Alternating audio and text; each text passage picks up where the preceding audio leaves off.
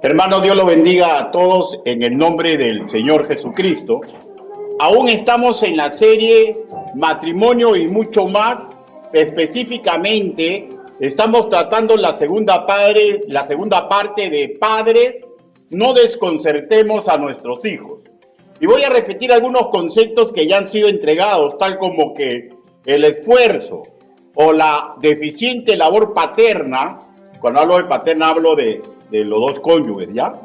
Es sumamente importante, como lo es la labor eclesial de los maestros de Cristo en nuestra juventud. Pero hoy centrémonos en los padres. En nuestro idioma, el castellano, la acción de desconcertar, que tiene que ver con el título de esta prédica, ¿no? Implica realizar acciones que turban, de alguna manera pervierten a otros, los desorienta, los confunde, los trastorna, los ofusca, los apabulla y los desquicia. De hecho, a otra persona. Y como creo que todos tenemos claro, ninguna de las calificaciones que se han dado, ¿no? Ninguna de las acciones habla de una paternidad responsable. Más bien, podría describir las acciones bélicas de un ser contra otro, ¿no? Y definitivamente no creo que un progenitor planifique el realizar algo de esto con quien por naturaleza y sentido común debe de cuidar, debe proteger y ayudar a que se desarrolle en virtud, ¿no? Ahora, pero en honor a la verdad, a mérito de nuestra imperfección y pecaminosidad, muchas veces no damos la talla como educadores y sin querer desconcertamos a nuestros seres amados. Gracias que la misericordia del Señor nos ha alcanzado y de ahí es posible ser reeducados con las Escrituras para que crezca en nosotros los padres creyentes la posibilidad que no hagamos esto y que hagamos lo correcto con respecto de la educación de nuestros hijos, ¿ya? Y si pese a todas estas ventajas espirituales y educativas que derivan de ser sirviente de Dios, por igual fallamos, esperamos que su misericordia alcance a dichos niños cuando ya sean mayores, cuando sean confrontados con la palabra del Señor, acepten a Cristo como su Señor y Salvador y mediante la bendita palabra sean sanados, sean santificados. Efesios capítulo 5, versículo 26 al 27. Y aquí incluido el poder del Evangelio para curar dolores del alma, raíces de amargura que muchas veces hemos adquirido en el transcurso de nuestra vida porque nuestros padres no supieron cuidarles. O porque nuestros padres quisieron cuidarnos, pero no sabían el método adecuado. Pero hoy centrémonos en el primer tema, acorde al título de esta exposición. Padres, no desconcertemos a nuestros hijos. Que fácilmente podría trastocar el título de esta exposición. Si tenemos presente a solteros que todavía no tienen prole, podría ser así, ¿no?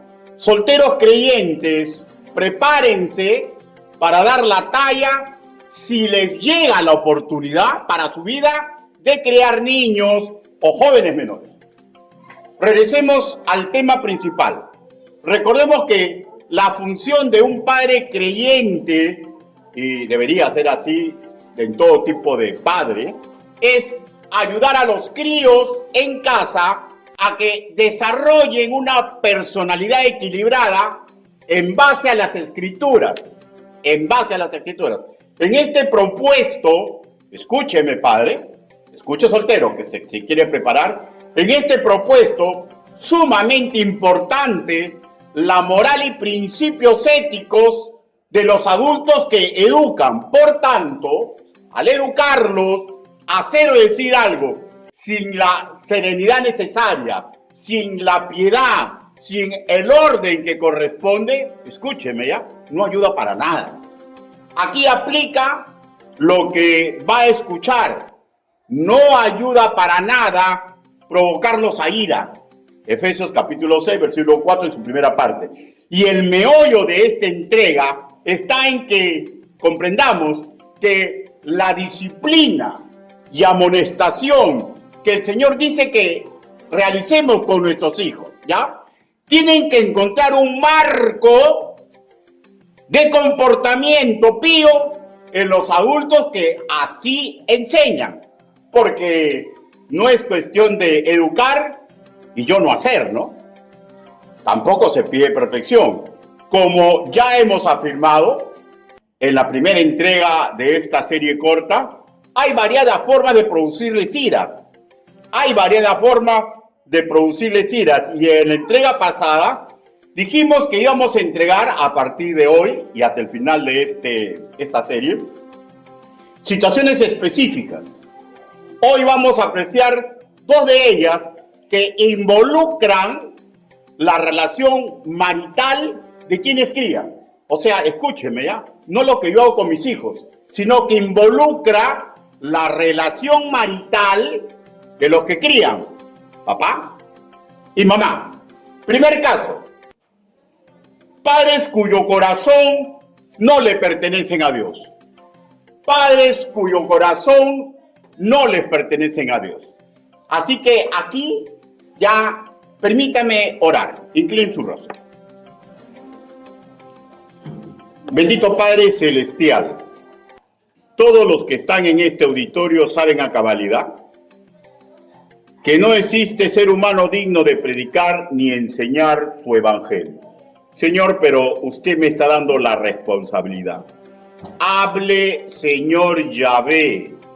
Permita que el trabajo que he preparado para entregárselo a usted, Señor, la parte educativa, Señor, sea aprovechada por usted mismo, Señor, para que haga que en nuestro corazón aquilatemos estas verdades, estas enseñanzas, estas aplicaciones en beneficio nuestro y para que podamos continuar como padres buscando su gloria y su honra en todo lo que hacemos. Así le suplicamos, así le pedimos en el nombre del Señor Jesucristo. Amén. Primer caso, padres cuyo corazón no le pertenecen a Dios. En este punto tiene razón de ser, escúchenme, especialmente los solteros, ¿ya? Antes de contraer matrimonio. O sea, voy a ser más claro, ¿ya? Una posible situación a lo que se arriesga un creyente verdadero al aceptar contraer matrimonio en yugo desigual. Porque de hecho, estoy teniendo en referencia a alguien que practica otra fe. Porque uno dirá, no, yo no practico una fe. ¿Por qué? Porque él es ateo. También practica una fe. ¿Ya? ¿Saben cuál es su fe? Él le cree a su ego, a su intelecto. ¿Ya? Y al final también es un dios antiguo, ¿no? ¿Ya? ¿Cuál es la diosa de la sabiduría en la antigüedad? La diosa Minerva, la diosa de la inteligencia. ¿No? Sino que no saben a quién adoran. Pero en el fondo, un ateo adora también a un demonio. ¿Ya? Ahora, vayamos a un ejemplo. Segunda de Reyes, capítulo 11, versículo 13. Segunda de Reyes.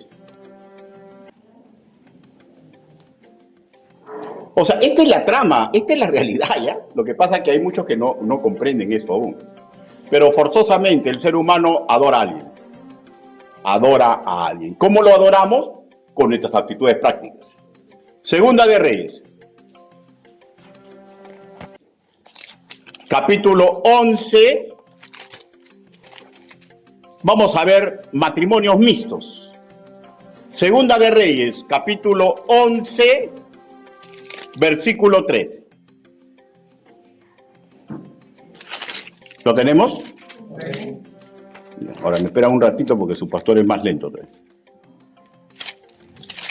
Segunda de Reyes, capítulo 11, versículo 3. Dice, y estuvo con ella escondido en la casa de Jehová 6 años, y Atalia fue reina sobre el país. Por favor, ya no leen, voy a darle contexto. Casi 829 años antes de Cristo, ocurrió lo siguiente. Esta dama que acabamos de nombrar, que pertenecía a la casa real, cuando su hijo Ocosías, rey sobre Judá, murió, ella urdió un plan maquiavélico para hacerse del poder absoluto de este reino. Y por este propuesto de vida, por este proyecto que ella tenía, asesinó a todos los posibles herederos a dicho trono.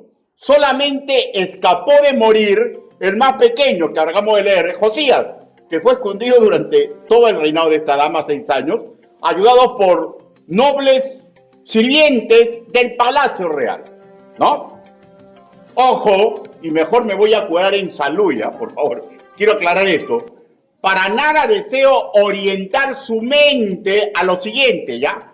Que si se casa usted como creyente con un incrédulo, se está casando con un asesino o un complotador en potencia, ¿ya? Por ahí no van las balas, ¿ya?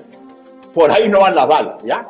Ahora, el norte de esta enseñanza está en que comprendamos que si un creyente tiene enlace conyugal con un incrédulo, sin importar sus virtudes y defectos que tenga este varón o esta dama, porque recuerde que todo ser humano tiene virtudes y defectos, sin importar las virtudes y defectos de esta persona con la que se está casando un creyente, alguien que no tiene nuestra fe, ¿ya? Se está uniendo simplemente con alguien que no adora al Dios de las Escrituras.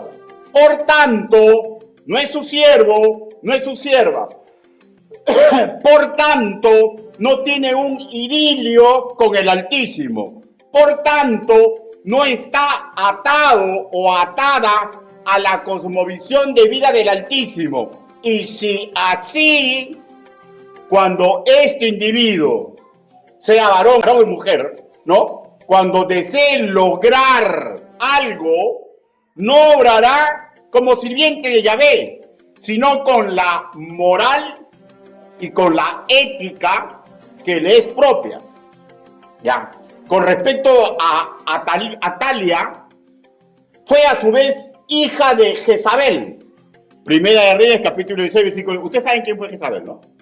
Una princesa fenicia que se casó con el rey Acab, que era israelita, rey del reino del norte. Y recordemos ya, su madre Jezabel mandó matar a los profetas del Altísimo. Primera de Reyes, capítulo 18, versículo 4. Y amenazó con hacerle lo mismo a Elías. Primera de Reyes, capítulo 19, versículo 2. Otra vez, el mismo patrón de conducta. Comportamientos alineados a la fe de estas mujeres. Una forma peculiar de hacer de quienes adoran a un Dios que no es de las Escrituras. O sea, no interesa los medios, lo que interesa es el fin. Si hay que pisotear para lograr lo que quiero, voy a pisotear.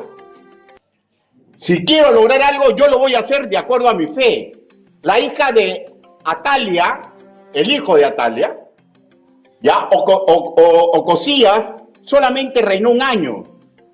Pero de hecho se comportó como lo que él fue, también como un impío. Segunda de Reyes, capítulo 8, versículo 27. Ahora, démonos cuenta, ¿ya? Todos ellos, ante los deseos de su corazón, tenían sin cuidado la fe en Yahvé, porque simplemente no era suya. Y aquí el asunto neurálgico no es como se comporta un incrédulo. ¿Por qué? Porque es natural que se comporte así, ¿ya? Porque la vid no va a dar plátanos, ¿no? Ni el platanal va a dar uva. Es algo lógico, ¿no es cierto? No le puedes pedir a una persona que no suspira por Yahvé, que comprenda, por ejemplo, que el lecho conyugal no debe ser mancillado. No va a comprender, pues. No lo mancilla si su mujer o su hombre se porta bien. Pero si se porta mal, si es... ¡Ay! Una canita al aire. No le vas a pedir que dé frutos de lo que no es. Es imposible, pues. podrá aguantar un tiempo regular, pero de todas maneras, es su fe, así ha sido formado desde niño. ¿Ya? El asunto neurálgico, hermanos míos, es que en ambos reinos, lo sustantivo, no fue que ellos dijeran, estas damas fueron incrédulas, que tenían otra fe. Lo sustantivo fue que los reyes israelitas aceptaron unir en yugo desigual a quienes reinarían tanto en Judá como en Israel. ¿Ya? Claro, en la actualidad ya los padres no designan con quién se va a casar los hijos, ¿no? Ahora el mismo creyente elige, ¿no? Entonces, lo fundamental es que el creyente, por un pegamento social que dijo, porque está engañado por sus hormonas, y porque acuérdense que la razón a veces es cautiva de la emoción, de sentimientos, lo sustantivo es que acepten casarse en yugo desigual. ¿Ya? Ahora, desde antiguo, Dios les ordenó a los reyes que no hagan esto. No solamente con los reyes, que todo el pueblo santo no se case en yugo desigual. Deuteronomio, capítulo 7.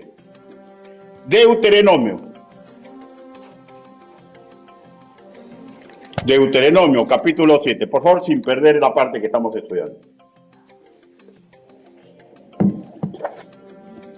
Deuteronomio, capítulo 7, versículos del 1 al 4.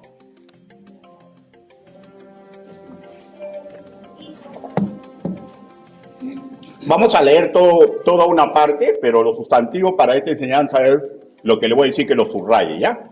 Claro, si quiere subrayo, tómenlo en cuenta, ¿no? Deuteronomio, capítulo 7, versículo 1, dice: Cuando Jehová tu Dios te haya introducido en la tierra en la cual entrarás para tomarla, y hayas echado de delante de ti a muchas naciones, al Eteo, al Jerjeseo, al Amorreo, al Cananeo, al Fereceo, al Heveo y al Jesubeo, 7 naciones mayores y más poderosas que tú, y de hecho que tienen otra fe, ¿no? Ya, Jehová tu Dios las haya entregado delante de ti y las hayas derrotado, las destruirás del todo. No harás con ellas alianza, ni tendrás de ellas misericordia. Aquí viene lo sustantivo. Y no emparentarás con ellas.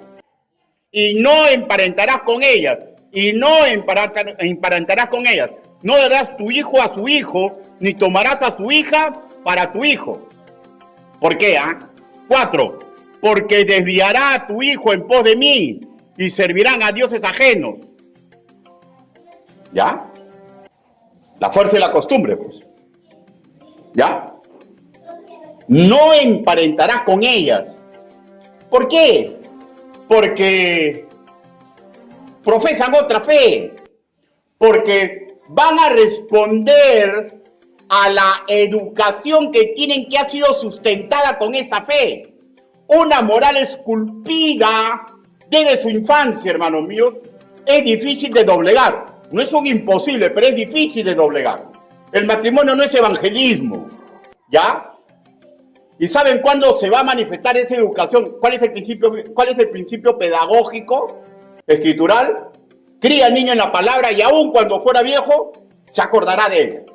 O sea, ¿en qué momento? Como el hijo pródigo, en el momento de las crisis, en el momento de las alegrías, ¿no? Por ejemplo, estoy alegre, hice un gran negocio, estoy con los amigos, estoy celebrando con mis amigos que son millonarios, me dicen: Ricardo, ahora tú vas a ser un gran empresario, me abrazo con ellos, salud con un whisky por este día, por esta oportunidad.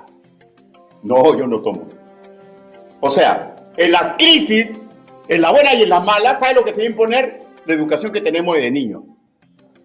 ¿Ya? Es difícil ir contra esto. No se va a doblegar. Va a manifestarse con fuerza esa educación desde niño en las crisis de vida y en los deseos cotidianos del corazón. Y podríamos poner muchos casos escriturales sobre la influencia de quien cría niños y jóvenes en su propio acervo moral. Por ejemplo, Lamec, ¿no? Descendiente de Caín, que al igual que todos sus parientes, vivieron a espaldas del Señor, viviendo en sus vidas, reproduciendo la rebeldía y consecuente ira que su patriarca tuvo contra el Creador. ¿Ya? Ahora, la evidencia escritural es abrumadora. Es escúchenme por favor, jóvenes creyentes solteros de ambos sexos. No se unan en yugo desigual, pues por más que ese ser humano que usted está prendado, puede ser la persona más ética, la persona más buena gente, o puede parecer que lo sea. Pero si no le rinde pleitesía al Dios de las Escrituras, ¿ya? Simplemente tiene imposibilidad espiritual de imitar a Dios como hijo amado. Efesios capítulo 5, versículo 1. Ahora, no estoy diciendo que un creyente es perfecto, ¿ya? Pero un incrédulo tiene una imposibilidad de imitarlo. Cuando venga la crisis a su vida, se olvida de Dios, ¿ya? Y cuando la vida a esta persona le presente crisis, cuando la vida le presente retos, cuando tenga sueños por cumplir y penas por ahogar, se va a comportar en sintonía con el Dios que adora y probablemente ni siquiera sabe que lo adora. Y aquí viene lo catastrófico. Y esta forma de comportarse va a influenciar a la juventud que cría, pues. ¿Ya? Por tanto, todo el comportamiento que deriva de la lectura bíblica que hemos tenido, que habla de identidad espiritual con Cristo, de alejarse de lo pasado y tener un comportamiento presente, que lo hemos leído en Efesios capítulo 5, versículos de 1 al 20, y que hemos tratado en esta serie durante regular cantidad de tiempo, no le es propio, no será su estándar de comportamiento. Pero si usted cree y desea arriesgarse a mérito de su elevado criterio, tenga como normal que va a tener que cargar con la responsabilidad por el acto de casarse en yugo desigual. Si usted luego de estar casado o casada, ¿ya? Si usted luego de estar casado o casada recién recibió a Cristo y su cónyuge no, luche mansamente por santificarlo, pero no lo abandone. Primera de Pedro capítulo 3, versículo 1 en su segunda parte.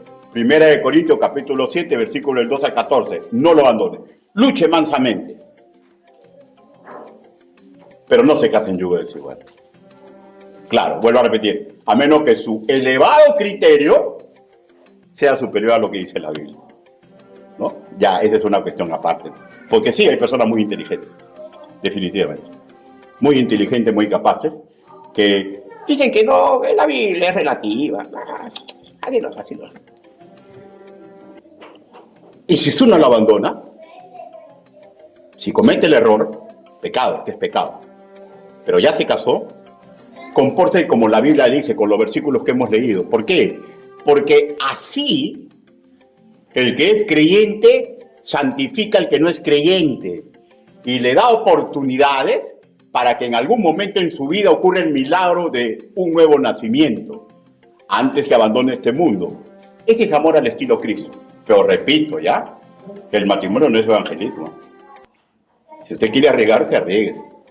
Porque sí, hay estadísticas, ¿no? Pero es una aguja en un pajar de hermanos que se han casado con incrédulos y han recibido a Cristo. Es una aguja en un pajar, pero cada uno toma su decisión.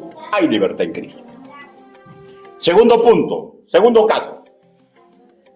Cónyuges creyentes que no interactúan en la doctrina de Cristo, ¿ya?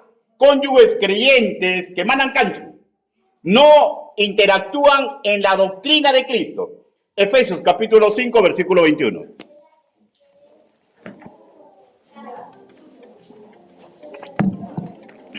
Efesios.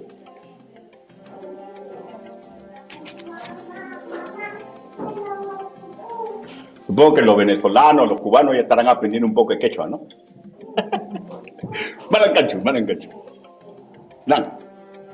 Ya, Efesios capítulo 5, versículo 21. Dice la palabra del Señor: someteos unos a otros en el temor de Dios. Someteos unos a otros en el temor de Dios. Acabamos de leer, hermanos míos, una de las claves de funcionabilidad para un matrimonio. ¿Cuál es? Estar dispuesto a reconocer el papel que Dios le da a nuestro cónyuge y partiendo de ahí, ¿ya? Someterle al plan divino para interactuar con el rol que a mí me da en una relación conyugal. Pero la verdad indica, escúcheme, ¿ya? Porque quiero ser sumamente claro, ¿ya? Que todo tipo de relación interpersonal, en todo tipo de relación interpersonal se presentan problemas, ¿ya? Y el matrimonio no es la excepción. Pero estos problemas se magnifican cuando desoímos las instrucciones que descienden en las Escrituras para comportarnos al interior de nuestro enlace conyugal en lo cotidiano y en las crisis de vida. Por ejemplo, sin salirnos del contexto de Efesios 5 y 6, ¿ya? Si uno de los dos cónyuges vulnera, como dice Efesios 5:3, como le conviene a los santos, ¿ya? O sea, un principio de vida, como le conviene a los santos, y no mantiene su pureza sexual, ¿ya? Y se va detrás de un amor adulterado, y en su cotidiano está usando palabras obscenas, habla sandeces, ¿no? Que, por ejemplo, ¿no? ¿Qué tiene de malo que sea maricón? O sea, es una sandez, ¿cómo vas a estar diciendo esas cosas? Hay que tener delicadeza y también, ¿cómo que tiene de malo? O sea, ¿cómo un padre creyente, como una madre creyente va a estar hablando así delante de sus hijos? Sandeces, ¿no es cierto? ¿Ya? O palabras en doble sentido, ¿ya? Todo eso, ¿sabes lo que dice la Biblia? Son palabras de inmundicia. Y si un creyente así se comporta, va a causar zozobra en su cónyuge y influenciará para mal a sus hijos. ¿Cómo va a estar hablando esas cosas, pues, delante de mis hijos, pues, no? Hay que tener mucho cuidado. Por ejemplo, si uno de los dos cónyuges vulnera como le conviene a los santos, otra vez, Efesios 5:3, una forma de activar nuestra supervivencia espiritual, y este creyente se desvive por el dinero que gana, avaricia, y se proyecta en exclusivo con lo que gana para cumplir sus propios planes y su visión de vida, egoísmo, Efesios capítulo 5, versículo 4, va a causar zozobra en su cónyuge y va a influenciar para mal a sus hijos. No estamos saliéndonos del contexto ya de toda la serie, ¿ya? Por ejemplo, si uno de los dos cónyuges vulnera como le conviene a los santos y vive usando mentiras, justificando el pecado, la Biblia le llama palabras vanas, ¿ya? Y por ejemplo habla así, ¿no?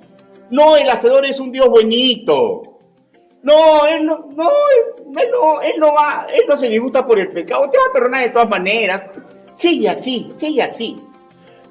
Efesios capítulo 5, versículo 6, causa zozobra en su cónyuge y va a influenciar para mal a sus hijos, ¿no? Por ejemplo, un ejemplo, ¿no? Yo soy padre de familia y viene mi hijo, ¿no? O mi hija, ¿no? Que congrega conmigo, ¿no? Me dice, papá, he pecado. ¿Qué has hecho? Bueno, ¿qué has hecho? He tenido relaciones con mi novio. Y quiero entregar el libro y dice, no, ¿para qué lo vas a entregar? ¿Te vas a casar con él? No, y nomás lo dejamos. No, ¿para qué vamos a hacer escándalo? Además, yo soy el pastor. Ni el problema que vas a crear. La iglesia te va a sufrir. Yo de mi corazón. O sea, eso es relativizar el pecado. Si alguien se comporta así, porque está enamorado de su hijo más de lo normal, o está enamorado de su prestigio, ¿qué dice la palabra del Señor? Y amarás al Señor tu Dios con todo tu corazón, con toda tu alma y con toda tu fuerza. Y el segundo es parecido al primero, amarás a tu prójimo como a ti mismo. Y yo me amo de tal forma que primero tengo que cumplir con Dios. Si un padre relativiza el pecado, ¿sabe lo que va a hacer? Le causa zozobra a su esposa, si su esposa está bien crecida, la va a obligar a confabularse, o al esposo lo va a obligar a confabularse, y va a influenciar para mal a los hijos. ¿Saben por qué? Porque si lo hace, hermano, Dios de todas maneras es justo, va a aplicar su ira santa en algún momento, ¿ya? Pero ¿saben lo que le va a crear a ese padre, a esa señorita o ese jovencito cuando ya esté casado? Si le llega a ocurrir algo a sus hijos, va a seguir lo mismo que le hicieron con ella. oculta el pecado. Y así se van desgraciando congregaciones tras congregaciones. Un ejemplo nomás, ¿no? Uno de tantos ejemplos, ¿no es cierto? Por ejemplo, otro más. Si uno de los dos cónyuges vulnera como le conviene vivir a los santos y hiere con su boca, vive en desamor con su esposa, sin respetar a su cónyuge, si uno de los dos cónyuges no colabora amorosamente con la labor del otro, pues, Efesios capítulo 5, versículo 33, causa zozobra en su pareja conyugal y va a influenciar para mal a sus hijos, ¿ya? O sea, no, pero yo he escuchado, no, pero llego cansado, ¿qué pastor? Yo llego cansado de trabajar y yo no voy a estar lavando los platos. ¿Qué? Pues tú estás loco, compadre. Tú llegas cansado porque es tu labor. Pero si ves que tu mujer, pues, te pide ayuda con los ojos, o la ves nerviosa, o la ves que corre para un lado para el otro, ¿qué tiene de malo que laves unos cuantos platitos? Mira, tú vas a empezar a lavar los platos, ¿sabes lo que le dice tu esposa? Y ahí nomás le dejas, vete a descansar. Pero cuando somos así, o sea, de perla somos, ¿no? Así, somos así. ¿Sabes lo que hacemos, hermanos míos? Causamos zozobra en esa mujer. ¿Y saben por qué? Porque ella dice, él no me quiere, él no me ama, le interesa un pepino, yo soy su chacha.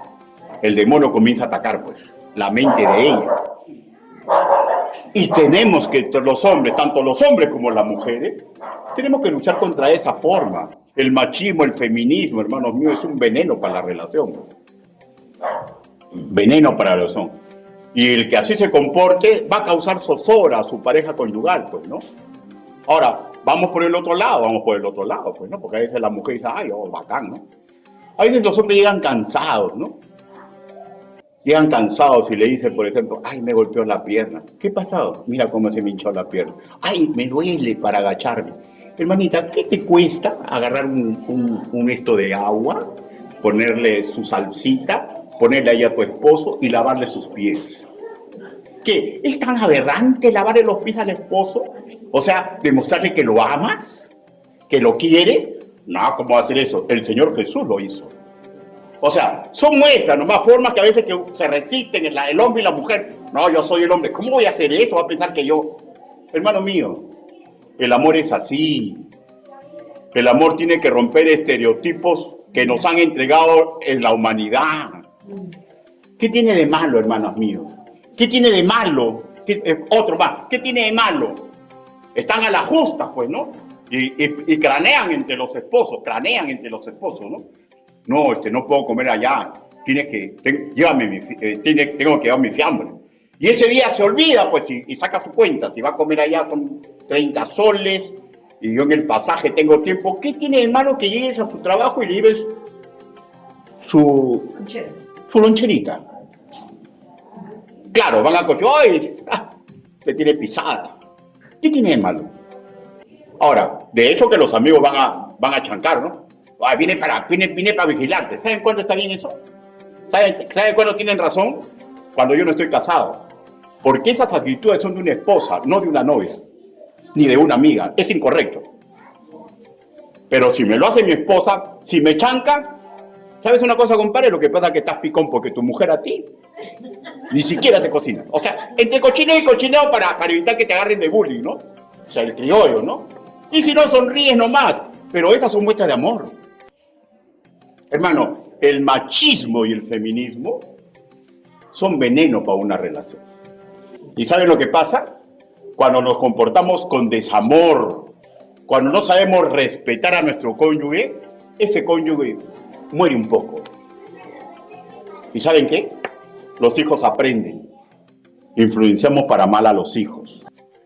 Por ejemplo, si uno de los dos cónyuges vulnera como le conviene a los santos, por tanto, uno de ellos se dedica al consumo de bebidas alcohólicas, Efesios capítulo 5, versículo 13, causará zozobra en su cónyuge e influenciará para mal a sus hijos. Hemos repetido muy seguido lo escrito en Efesios capítulo 5, versículo 3, como le conviene a los santos, que deberíamos considerarlo como un articulado divino para activar nuestro instinto de supervivencia espiritual. No conviene a nuestro matrimonio, no conviene a la crianza de nuestros hijos ir en contra de la sabiduría del Señor. Padres, escúchenme por favor. Oren por ustedes. Oren por su pastor, para que yo también pueda dar la talla. Esforcémonos para no desorientar a nuestra familia, pues es un golpe sumamente feroz a un hijo que su padre lleve doble vida. ¿Ya? Y también es golpe fuerte que para ellos sea visible que no tenemos esfuerzo por cambiar, por mejorar, que cuando nos caemos, no nos levantamos cobijándonos en Cristo y pidiendo perdón cuando fallamos. Hermano, a los santos les conviene hacer lo correcto, pero si no lo hace el santo, los padres, ¿no? Ahí estamos tratando su tema, son tristes formas de llevar a ir al cónyuge y a los hijos. Y si así hacemos en contra de lo que dice la palabra del Señor, lo vamos a turbar. De alguna forma pervertimos su esperanza, escúcheme ya, en la institución santa del matrimonio, ¿ya? De alguna forma pervertimos su pertenencia a una iglesia del Señor, y si así hacemos, los desorientamos su tierno corazón, los confundimos, los ofuscamos, los desquiciamos. Y esa no es la forma de criar un hijo.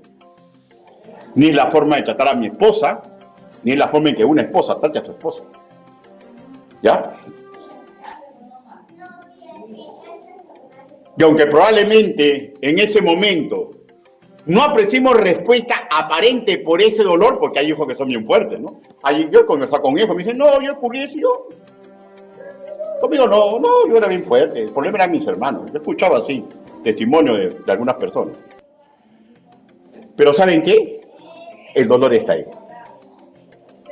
Y así no se manifiesta en ese momento, aunque parezca que es un hijo muy fuerte, en un futuro, si no hubo cura, va a haber la manifestación de esa ira retenida.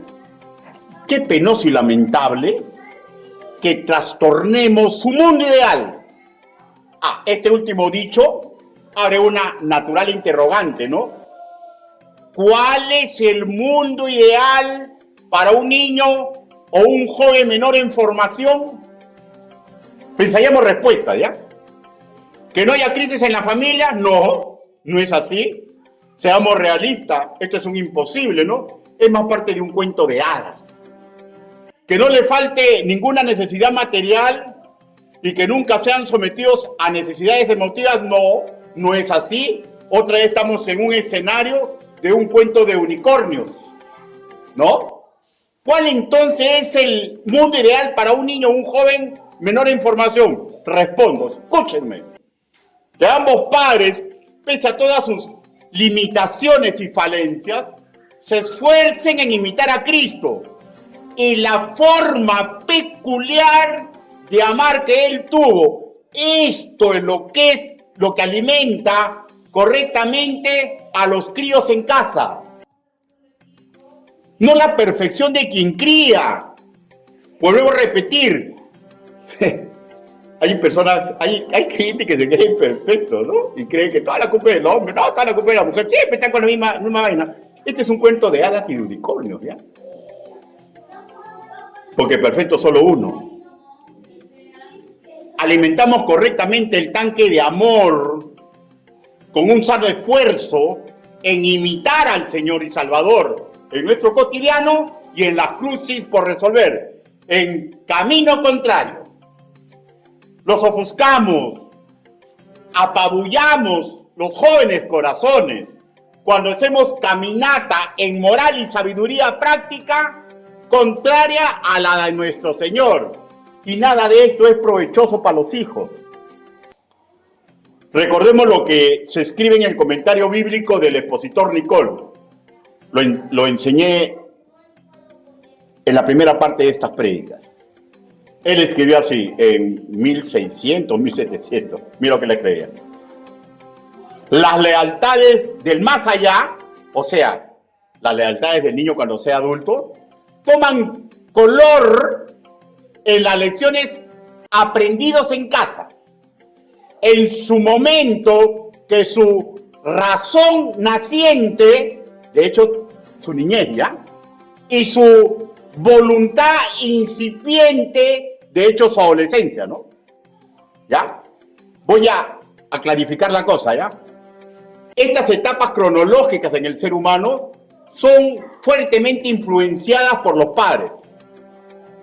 Y todos sabemos, ¿ya?, que mientras los hijos viven en nuestra casa, en la casa paterna, influye mucho lo que nos ven hacer a nosotros. Por favor, yo para nada estoy pidiendo perfección ya.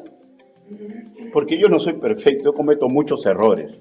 Pues la verdad es que al hijo del mañana se le forma en el hoy.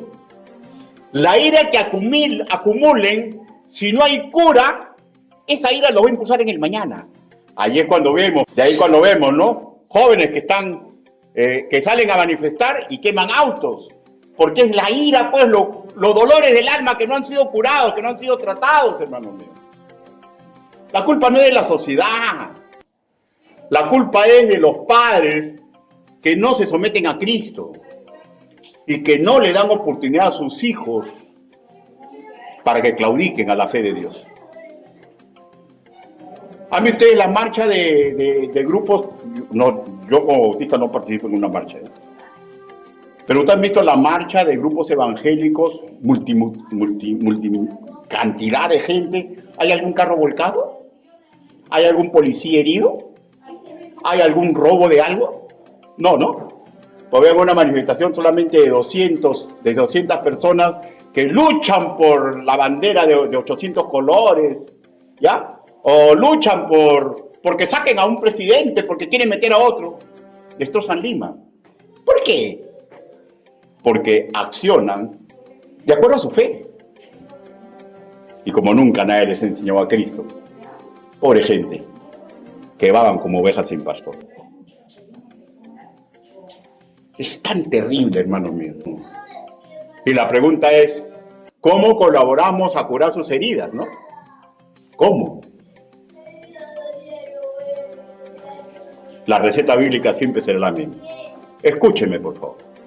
Cuando fallamos, no hay mejor cura para vendar amorosamente el corazón de los seres queridos, ¿ya?, que la usanza cristocéntrica de pedir perdón y dar perdón. Y dar perdón a nuestro cónyuge. Continúe escuchando. Cuando fallamos, no hay mejor cura para vendar el delicado corazón de nuestros seres amados, cónyuge e hijos, que ellos aprecien que verdaderamente hay un esfuerzo en comportarnos correctamente en casa usando la sabiduría bíblica. También es magnífico para los mayorcitos, ya los más maltones, saber que sus padres aceptan consejería ministerial. ¿Y saben por qué?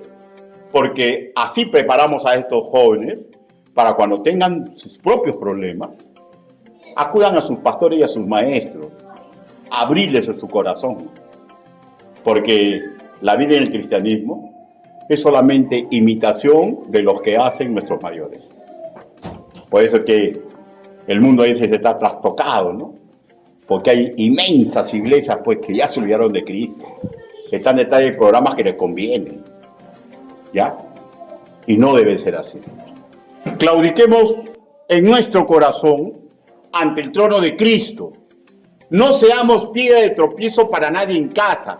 No llevemos a ira a nuestros seres amados. Y si lo hicimos, ya sabemos la forma en colaborar para vendar un corazón que sufre porque nosotros lo hicimos sufrir. Recordemos, hermanos míos, que ser tutores de nuestros hijos, de ser complemento de un hombre o una mujer, del cónyuge, nunca fue ni será tarea fácil, ¿ya? Pero recordemos, todo lo podemos en Cristo que nos fortalece. Filipenses capítulo 4, versículo 13. ¿Y cómo nos fortalece Cristo? Puso virtudes en nosotros. nos entrega la educación y nos pone ejemplos, ¿ya?, y maestros en iglesias para que comprendamos que el cristianismo no es un cuento de hadas, que el cristianismo no es un cuento de unicornios, que hay hombres y mujeres imperfectos que reconocen sus errores, pero que no se despegan de Cristo. Y ese es el camino a seguir. Las escrituras son sumamente claras. Sumamente claras. Para terminar, busquemos Efesios, capítulo 5, versículo 17.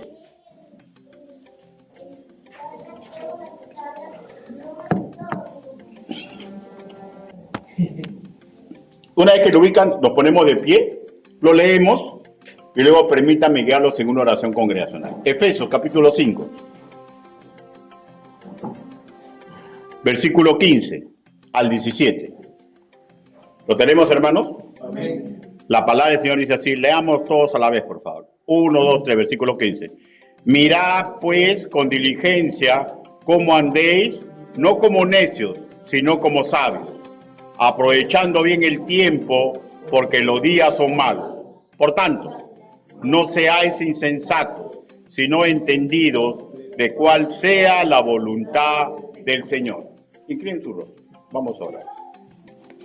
Bendito Padre Celestial, todos comprendemos que no es fácil ser padres. Todos comprendemos que los solteros tienen que tomar decisiones muy fuertes, Señor. Señor, pero ayúdenos, Señor, para que sus santos no se unan en yugo desigual. Ayúdenos, Señor, para que una vez ya en matrimonio, Señor, hagamos como conviene a los santos, siguiendo como es su palabra. Ayúdenos a nosotros los padres, Señor, que tengamos la suficiente humildad, que cuando dañamos el corazón de nuestros hijos, sepamos pedirle perdón. Sepamos, Señor, abrazarlos. Y ayude a nuestros hijos, Señor, para que acepten ser curados, Señor, para que acepten el perdón, la solicitud de perdón, para que no juzguen a sus padres, porque ya llegará el momento en que ellos sean padres. Ayúdenos a todos, Señor, para hacer lo que corresponde. Quiero hacer una invitación. Una invitación. ¿Alguien desea recibir a Cristo? ¿Alguien desea recibir a Cristo? Si ese es su deseo, hágame una señal y levante su mano. Quiero hacer otra invitación. Puede ser que usted se da cuenta que no da la talla. Yo hace tiempo me he dado cuenta de eso en mi persona. Y quiere luchar para no desorientar a sus hijos. A veces que los solteros ya saben la verdad, pero tienen que luchar contra sus ideas para no llegar a un matrimonio en yugo desigual. Si su deseo es que oremos para que usted tome las decisiones correctas en lo que usted tenga en su corazón con respecto de esta exposición, hágame una señal para orar por usted. Levante su mano. Dios te bendiga, Dios te bendiga. Baje inmediatamente, Dios te bendiga, Dios te bendiga. ¿Alguien más? ¿Alguien más? Vamos a orar. Bendito Padre Celestial, Señor, usted ha visto las manos levantadas. Señor, no es fácil, Señor, cumplir su palabra, pero no es imposible, porque usted no nos ha pedido imposible.